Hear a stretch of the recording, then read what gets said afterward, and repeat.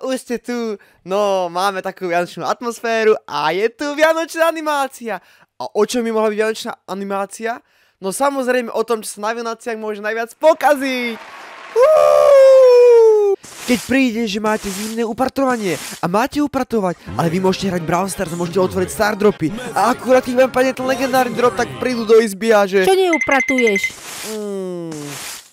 Či pečenie perníkov? Áno, vibujete z tej pesničky vianočnej, ktorá tam je a zrovna len také, že... Kontrolovali ste perníky? Oh shit! Sú trošku čierne?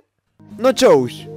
Alebo pravou súčasťou Vianoc je samozrejme vianočný stromček, keď vám ale niekto povie, že... Hej, prinies tie sklenené gule. Ja? Áno, ty, vidíš niekoho iného tu? Tak dobre. A môžeme upratovať opäť. No a naše slovenské tradície, ako každý, alebo aspoň u nás, my máme šošovicovú polievku a kapra, lebo kapor musí plávať o vani. Aj keď ja kapra nemusím, tak preto si s Ivixom radšej spravíme lososa s hranolkami na štýl Gordon Ramsayho. Tak prečo nie? A ten pocit, keď ste pre niekoho niečo objednali, že je to také geniálne, že sa na tom bude ešte 3 týždne rozprávať. Lenže ste to objednali z Temu a už 2 mesiace.